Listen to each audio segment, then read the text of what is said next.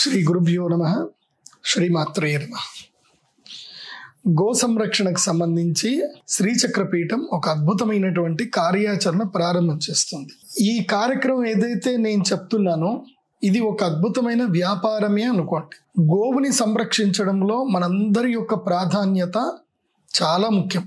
మనందరం కూడా గో సంరక్షణ బాధ్యతగా స్వీకరించాలి. చాలా మంది ఎందుకు ఫెయిల్ అయ్యారు గో సంరక్షణకు సంబంధించి అని నేను రీసెర్చ్ చేస్తే నాకు తెలిసింది ఏంటంటే, అందరూ ఇది కేవలం ఒక ఆధ్యాత్మిక వేలో మాత్రమే తీసుకెళ్తున్నారు. గో సంరక్షణ అనేది ఒక ఆధ్యాత్మిక వేలు తీసుకెళ్తున్నారు. దాంతో ఏమైపోతుందంటే, గోవు అనేది కేవలం హిందువులకు మాత్రమే పవిత్రమైంది కాబట్టి గోవుని హిందువులని ఎట్లాగైతే గనక శత్రువులుగా భావిస్తున్నారో, హిందుత్వాన్ని ఎట్లాగే శత్రుత్వంగా భావిస్తున్నారో అట్లా గోవును కూడా శత్రుత్వంగా భావించడం అనేది ఒక వైపు మొదలైంది. అది ఒక మైనస్ పాయింట్. రెండవది ఏంటంటే గనక చాలా మంది చేస్తున్న పొరపాటు ఏంటి అంటే, గో సంరక్షణకు సంబంధించి గోవులన్నిటిని కూడా వాళ్ళు సేకరిస్తున్నారు.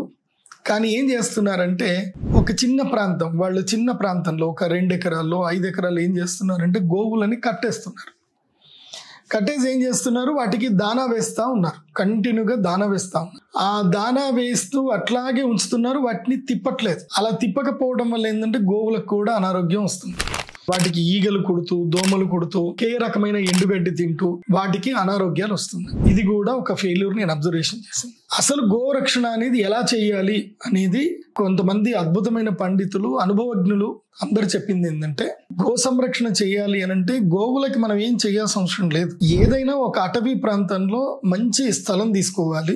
సాయంత్రం పూట గోవులన్నిటిని కట్టేయాలి. పొద్దున్నే సూర్యోదయం అవుతూనే గోవులన్నిటిని వదిలేయాలి. ఒక గోరక్షకుడు 100కి 1 వ్యక్తి చాలు. చాలా అద్భుతంగా వింటాయి అవి. వాటికి ఉన్నంత విచక్షణ మనకు కూడా లేదు. ఆ ఒక్క వ్యక్తి ఆ గోవులన్నిటిని కూడా తోలుకొని అడవికి వెళ్తే, ఎక్కడైతే అటవీ ప్రాంతములు వెళ్తే ఆ గోవులు వెళ్ళి అవి చక్కగా తినేసి తిరిగి వస్తాయి. ఇది ఒక అద్భుతం ఏంటంటే, నాకు తెలిసింది ఏంటంటే, ఒక అడవిలో ఏ పంట లేకపోయినా, ఏ ఆకులు అలము లేకపోయినా గోవులు వెళ్ళడం ప్రారంభమైతే ఒక 2 నెలల పాటు, 1 సంవత్సరం పాటు గోవులు తిరిగితే గనక అక్కడ ఆటోమేటిక్ గా గోవులకి కావలసిన ఏవైతే వృక్షాలు, మొక్కలు ఏవి పెరగాలో పెరుగుతాయట. ఇది విచిత్రం, నేను చూశాను కూడా. అంటే ప్రకృతి పసిగట్టేస్తుంది, గోవులకి ఏం కావాలో అవి చూసుకుంటుంది. అంటే ప్రకృతికి గోవులకు అనుసంధానము అది ఉంటుంది. అనుసంధానం నేను ఏం చేయాలనుకుంటున్నాను అనేది మీకు చెప్తాను, జాగ్రత్తగా వినండి. గో సంరక్షణలో భాగంగా నేను అబ్జర్వేషన్ చేస్తుంది 100 ఎకరాల స్థలం కావాలి. ఈ 100 ఎకరాల స్థలము తక్కువలో తక్కువ ఎక్కడైనా 3 లక్షలకి, 2 లక్షలకి, 5 లక్షలకి మాక్సిమం నేను పెట్టుబడి పెట్టడానికి సిద్ధంగా ఉన్నాను. సో ఈ 100 ఎకరాలు గనక స్థలం తీసుకుంటే దీంట్లో నా కార్యాచరణ ఎలా ఉండబోతుంది, ఎలా మనం దీన్ని వ్యాపారంగా చేయగలుగుతాం. ఇప్పుడు నేను ఎందుకు ఇది వ్యాపారంగా అని చెప్తున్నాను అనంటే, మీరు ఈ వీడియో చూస్తున్న ప్రతి ఒక్కరు కూడా నేను చెప్పిన సిస్టంలో మీరు కూడా వ్యాపారం చేయొచ్చు. ఇది బిజినెస్ సీక్రెట్ కాకుండా మీ అందరికీ చెప్తున్నాను. ఎందుకోసం అంటే చాలా మంది వ్యాపారము సీక్రెట్ ఎవరికి చెప్పారు, వ్యాపార రహస్యాలు. కానీ నేను ఎందుకు చెప్తున్నాను అంటే, గోవు ద్వారా కూడా మనం డబ్బు సంపాదించవచ్చు. అలా గో సంరక్షణ మనం చేయొచ్చు. ఇప్పుడు గో సంరక్షణ మీరు చేసిన ఆనందమే, నేను చేసిన ఆనందమే. ఎక్కడికించి ఫైనల్గా జరగాల్సింది ఏంటంటే గో సంరక్షణ జరగాలి.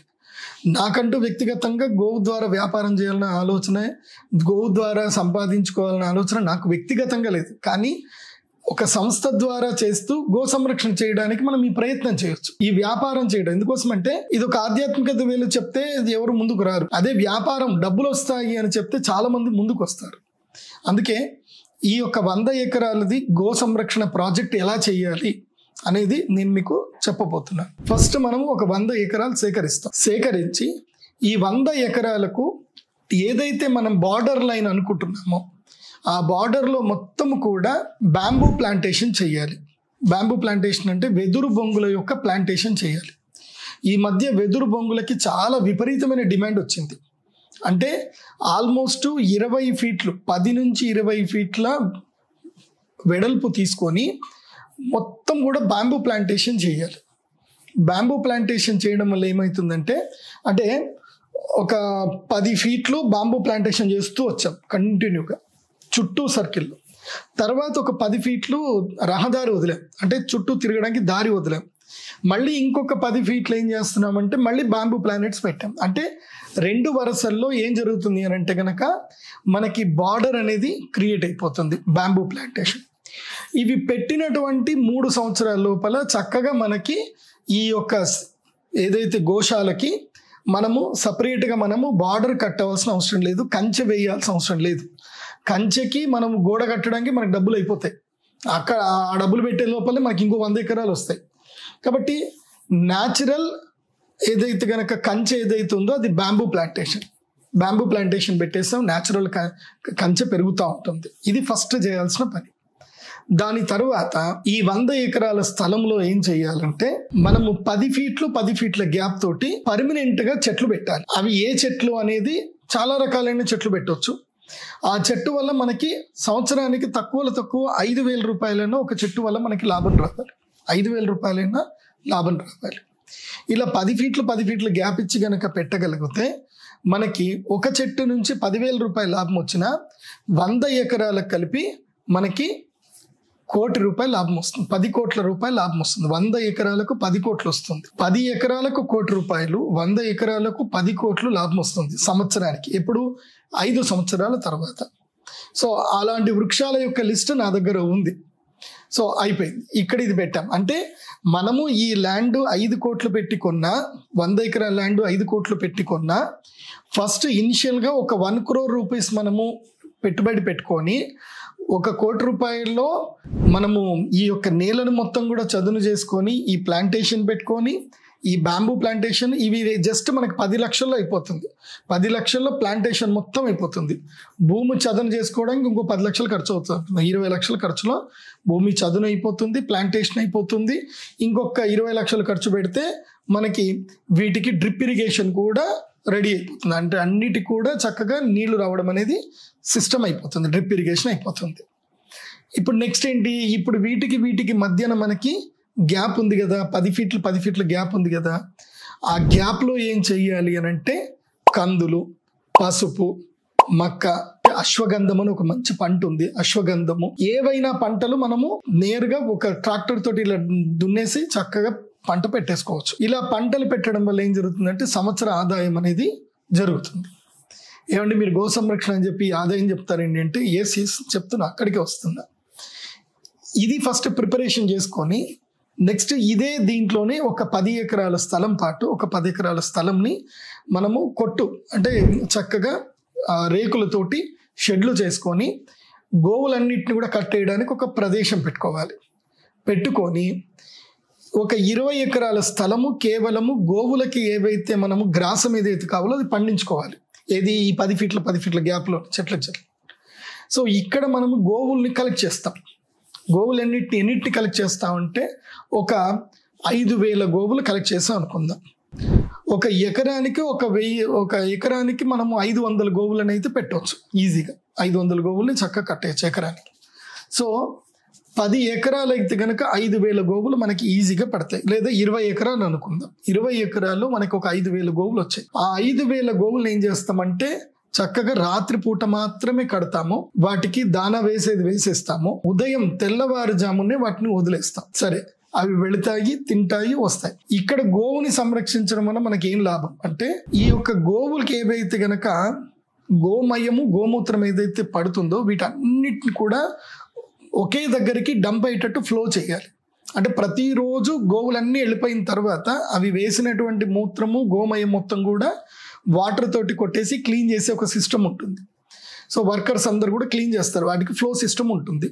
జస్ట్ నల్లాలు ఆన్ చేస్తే అవే వాటర్ తోటి కొట్టేసుకొని మొత్తం కూడా వచ్చేసి ఏమైతే కనుక ఇవన్నీ కలిపి ఒక ఎకరా స్థలములో ఒక పెద్ద గుంత తీస్తాం. దాదాపు 20-30 ఫీట్ల లోతుల్లో ఒక పెద్ద గుంత తీస్తాం. ఆ గుంత లోపల కంప్లీట్గా ఈ యొక్క గోమయము, గోమూత్రం అంతా వెళ్ళి కలిసిపోతుంది. ఈ కలిసిపోయిన గోమయం, గోమూత్రము చాలా ఒక 6 నెలల పాటు వదిలేస్తే దాంట్లో ఒక అద్భుతమైన ఔషధ గుణాలు వస్తాయి. వాటిని మళ్ళీ ఎక్స్ట్రాక్ట్ చేసి ఒక పద్ధతి ద్వారా ఎక్స్ట్రాక్ట్ చేసి వాటిని వర్మీ కంపోస్ట్ చేయొచ్చు, వాటి ద్వారా మెడిసిన్స్ తయారు చేయొచ్చు, తర్వాత ఆర్గానిక్ ఫార్మింగ్ కూడా వాటిని చాలా అద్భుతంగా వాడచ్చు. దీంట్లో లాభం ఏంది అని అంటే గనక వర్మీ కంపోస్ట్ గనక చేయగలిగితే పర్ కేజీ 5 రూపీస్కి పోతుంది. మనము 100 కేజీల 50 కేజీల బ్యాగు 25 కేజీల బ్యాగ్ ఒకటి తయారు చేసిన ఈ 25 కేజీల బ్యాగులు మనము ఎన్నెంటని తయారు చేసుకోవచ్చు. ఈ వర్మీ కంపోస్ట్ బ్యాగ్ 25 కేజీస్ వీటికి విదేశాల్లో కొనుక్కోవడానికి రెడీ ఉన్నారు. చాలా మంది విదేశాల్లో రెడీ ఉన్నారు కొనుక్కోవడానికి. ఈ వర్మీ కంపోస్ట్ మనము సంవత్సరానికి 1,00,000 టన్నులు అమ్మున్నా చాలు మనకి. ఈ గో సంరక్షణ ద్వారా అద్భుతమైన డబ్బు వస్తుంది. ఇవి ఒక గోవు ఉదాహరణకి ఒక గోవు ఒక రోజుకి తక్కువ అది 5 కేజీల పేడ వేస్తుంది. ఒక గోవు 5 కేజీల పేడ వేస్తుంది. తక్కువ 5 కేజీల గోవు 5 కేజీలు అంటే మనకి 25 రూపాయలు వస్తున్నట్టు లెక్క. రోజుకి 25 రూపాయలు వస్తున్నట్టు ఒక గోవు ద్వారా. నెలకి 30 రోజులకి ఎంత వస్తుంది ఆ లెక్కలు వేసుకుంటే మనకి నెలకి 7,500 రూపాయలు ఈ గోవు ద్వారా వస్తుంది మనకి. ఒక్క గోవు ద్వారా 7,500. ఇంకా దాంట్లో అటు ఇటు కొన్ని ఎక్స్ట్రాక్ట్లు అవన్నీ కలిపితే ఒక గోవు మనకి నెలకి 10,000 రూపాయలు ఇస్తుంది. మనకి 10,000 రూపాయలు నాకు ఇస్తుంది. గోవు యొక్క పేడని మనం కాపాడుకుంటూ మనం దాని ద్వారా వ్యాపారం చేయొచ్చు. గోమూత్రం ద్వారా వ్యాపారం చేయొచ్చు, గోమయం ద్వారా వ్యాపారం. వర్మీ కంపోస్ట్ చేసినా చాలు అద్భుతమైన వ్యాపారం జరుగుతుంది. ఆ తర్వాత ఈ ఏదైతే గనక గోమయం ద్వారా పండించినటువంటి పంటకు కూడా మంచి విలువ వస్తుంది. ఇలా మేము గో సంరక్షణ కార్యక్రమం చేయాలనుకుంటున్నాం. అంటే ఒక 5 ఏళ్ల తర్వాత మా ఈ యొక్క 100 ఎకరాల్లో గో సంరక్షణకు మేము చేసే దాంట్లో 5 ఏళ్ల తర్వాత ప్రతి సంవత్సరానికి మేము గో సంరక్షణ ద్వారా మేము తక్కువ 5 కోట్లు సంపాదిస్తాం. ఈ శ్రీచక్ర పీఠానికి 5 కోట్ల రాబడి వస్తుంది.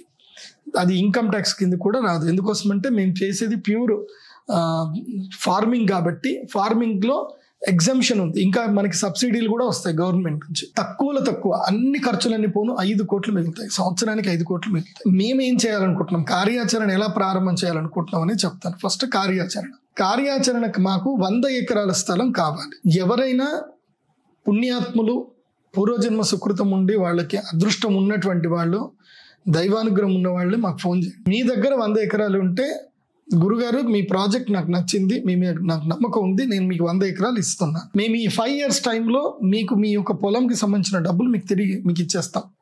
మేము అనుకున్న ఈ ప్రాజెక్టు 5 సంవత్సరాల్లో గ్యారంటీగా మేము సక్సెస్ అవుతాం. 5 కోట్ల రూపాయలు 5 కోట్లు ఈజీగా వస్తాయి మాకు 5 సంవత్సరాలు. సో మీకు ఎంత డబ్బులు కావాలో చెప్పండి, కానీ మాకు టైం ఇవ్వండి. సో ఇదొకటి. ఫస్ట్ కార్యాచరణ ఏంటంటే మీరు మాకు ల్యాండ్ ఇవ్వండి, ఎక్కడ ల్యాండ్ అవసరం ఉన్నా ఇవ్వండి. ఎందుకోసం అంటే ఇక్కడ నేను ఇక్కడ పెట్టుబడి పెట్టేంత శక్తి సామర్థ్యాలు నాకు లేవు. కానీ ఇది వ్యాపారం, అద్భుతమైన వ్యాపారం. భూమి మాత్రం ఒక్క వ్యక్తి ఎవరి దగ్గర అయితే భూమి ఉందో వాళ్ళు ఉదారంగా గో సంరక్షణకి వాళ్ళు ముందుకు వస్తే చాలు. ఒక్క వ్యక్తి ముందుకు వస్తే చాలు. ఆ ఒక్క వ్యక్తి మీరైతే కొన్ని వేల ఆవులని మీరు సంరక్షించిన వారు అవుతారు. వేలు కాదు, 1,00,000 ఆవుల్ని మీరు సంరక్షించిన వాళ్ళు అవుతారు. 100 ఎకరాలు మీరు ఇవ్వడానికి ముందుకు వస్తే 1,00,000 ఆవుల్ని మీరు కాపాడారంటే మీ తరతరాలు, మీ యొక్క వంశాలు పుణ్యఫలంతో ఇలా కలకల్లాడుతూ ఉంటారు. నిజంగా చెప్తున్నా, గోవుని కాపాడితే ఆ పుణ్యం అంత పుణ్యం కాదు. అది వాళ్ళకి గోలోకంలో వాళ్ళకి స్థానం దొరుకుతుంది. ఈ మానవలోకం ఏముందండి, గోలోకం చాలా అద్భుతంగా ఉంటుంది. ఇక్కడ గోవుని కాపాడినటువంటి వాడికి గోలోకంలో పుణ్యఫలం వస్తుంది. ఒక్క గోవుని కాపాడితే గోలోకంలో స్థానం వస్తుంది అని అంటే కొన్ని లక్షల గోవులు కాపాడడానికి మీరు ఒక 100 ఎకరాల స్థలం కనుక ఇవ్వడానికి ముందు వస్తే మీకు ఎంత పుణ్యఫలం వస్తుంది, మీ వంశం ఎంత వృద్ధి చెందుతుందో అర్థం చేసుకోండి. ఎందుకోసం అంటే మనం ఎవ్వరం ఈ భూమి మీద శాశ్వతంగా ఉండం, పుడతాం పోతాం అంతే. మనం ఉండే ఈ 50-60 ఏళ్లలో డ్రామాలు ఆడతాం. అవన్నీ వేస్ట్ డ్రామాలు. మళ్ళీ ఒక టైం వస్తే వెళ్ళిపోవడమే.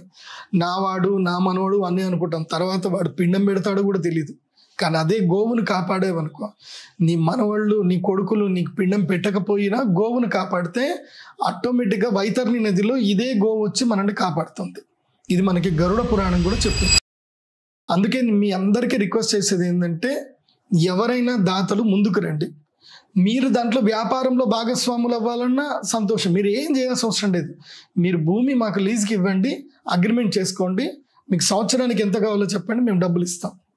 సో ఈ విధంగా మేము గో సంరక్షణ చేయాలని కార్యాచరణలో మొట్టమొదటి భాగ్యం ఏంటంటే ఫస్ట్ మాకు ల్యాండ్ రావాలి. తర్వాత నెక్స్ట్ మీ దగ్గర ల్యాండ్ లేదు, కానీ మీరు ఏమైనా చేయాలనుకుంటున్నారు గో సంరక్షణకి, నేను సైతం ప్రపంచాగ్నికి సమిధనొక్కటి ఆహుతిస్తాను అని మీరు అనుకుంటే మీ అందరికి కూడా ఒక అవకాశం. మీరందరూ కూడా గో సంరక్షకులుగా మారొచ్చు. గో సంరక్షకులు అవ్వాలి అని అంటే మీరు ఎక్కడికి వెళ్ళి రోడ్డు మీద నిల్చొని ట్రక్కులు ఆపి గొడవలు చేయాల్సిన అవసరం లేదు. మీరు గో సంరక్షకులుగా మాత్రం ఉండండి.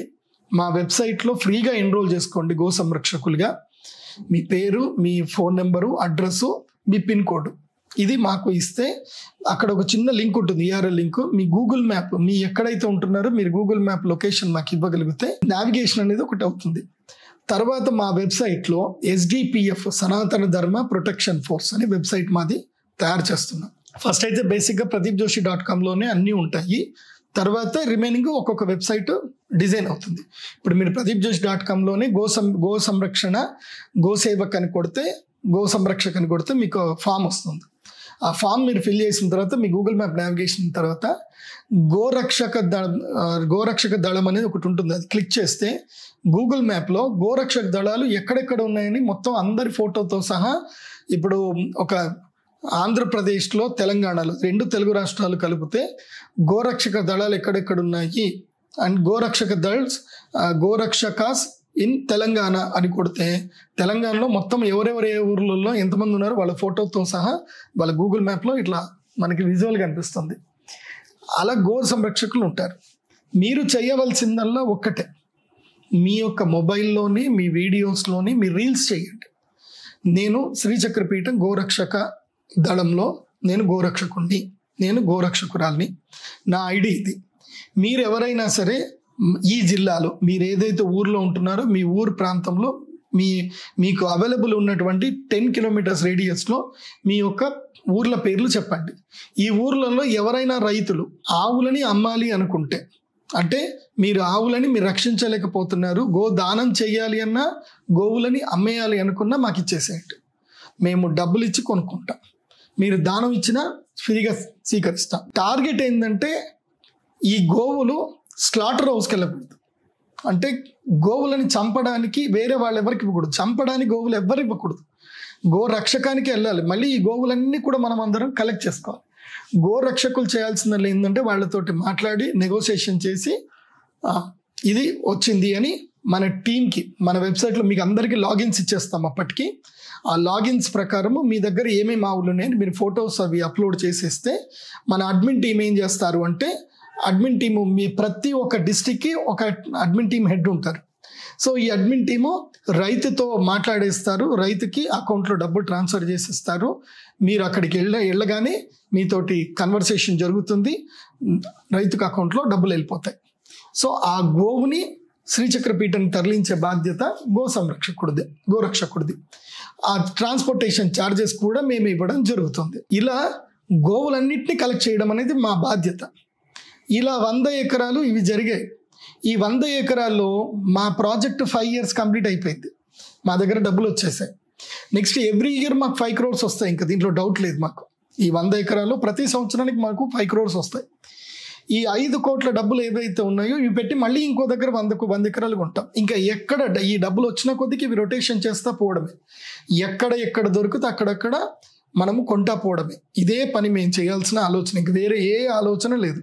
దీనికి పర్ఫెక్ట్ ఒక టీం ఉంటుంది. ఈ టీము కేవలం గోరక్షణ చేయడం, గోవులను కొనడము, గోవును రక్షించడం, అట్లాగే ఆర్గానిక్ పంటలు పండించడం.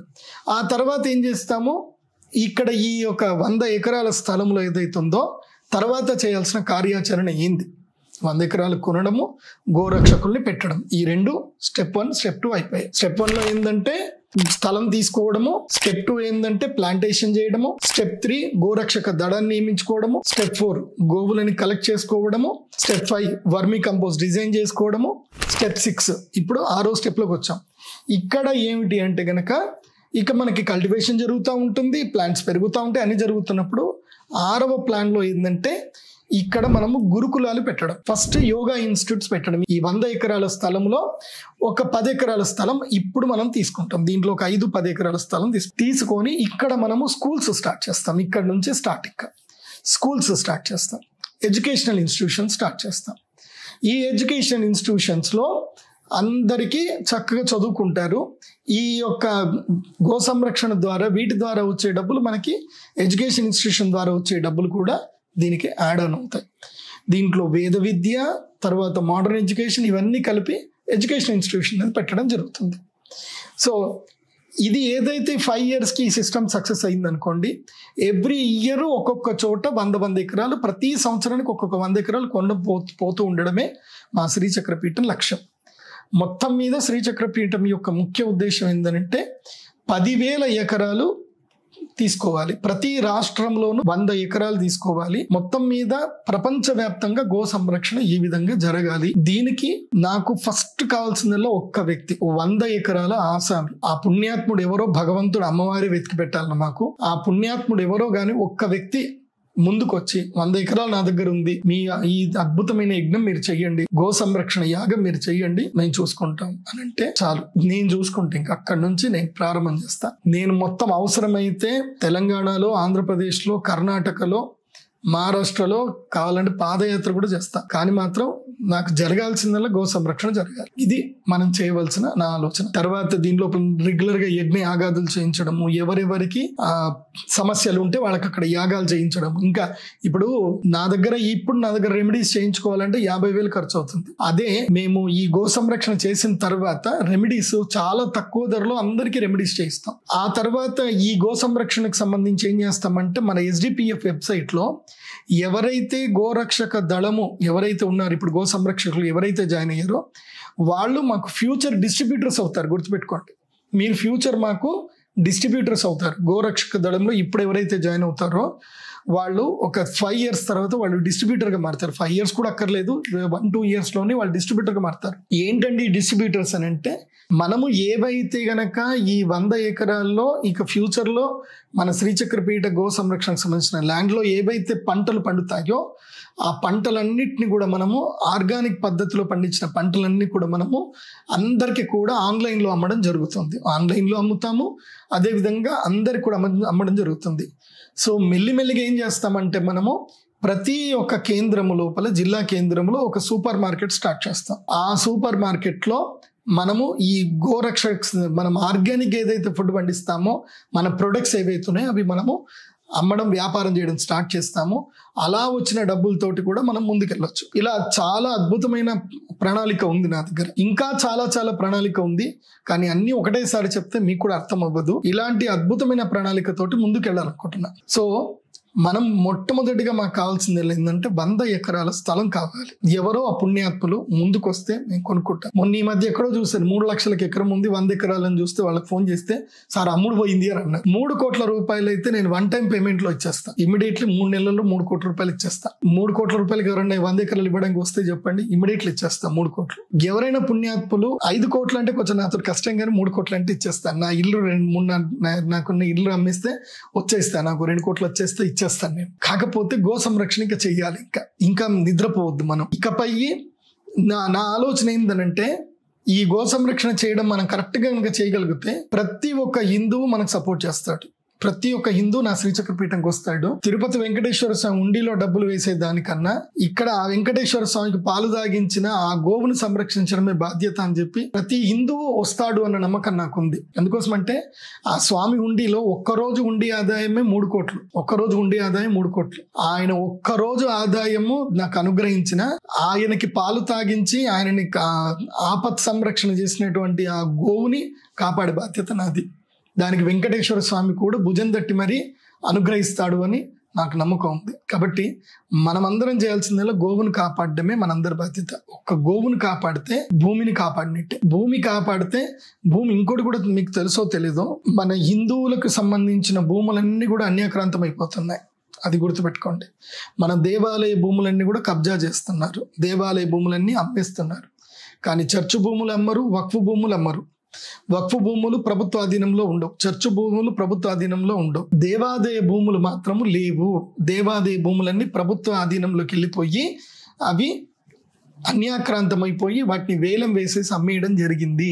ఇది ఇప్పటి వరకు జరిగింది, ఇది వాస్తవం. సో ఇకపై మనం అందరం గట్టిగా ఉండాలి. రేపు మన యొక్క అక్క చెల్లెలు కానీ, మన వాళ్ళు భవిష్యత్తు తరాలు పిల్లలు కానీ ధైర్యంగా ఉండాలి, స్థైర్యంగా ఉండాలి. మతం మారకూడదు అని అంటే మనం గో సంరక్షణ, భూ సంరక్షణ మనం చేసుకోవాలి. అది చేయాలంటే అది శ్రీచక్ర పీఠంతో సాధ్యమవుతుంది అని నేను విశ్వసిస్తున్నాను. ఇది అమ్మ ఆజ్ఞగా నేను ప్రవర్తిస్తున్నాను. శ్రీమాత్రే నమః. ఇక ఇది అందరు కూడా అర్థం చేసుకోండి, నా బాధ అర్థం చేసుకోండి. ఇది నా వ్యక్తిగతం కాదు, ఇది ప్యూర్గా నేను ట్రస్ట్ ద్వారానే చేస్తున్నాను. దీంట్లో నా వ్యక్తిగత అభిలాషలు ఏమీ లేవు. గోవు కాపాడబడాలి, భూమి కాపాడబడాలి, ధర్మం కాపాడబడాలి. ఇదే నా యొక్క అంతిమ లక్ష్యం. సర్వే జనా సుఖినో భవంతు. శ్రీమాత్రే.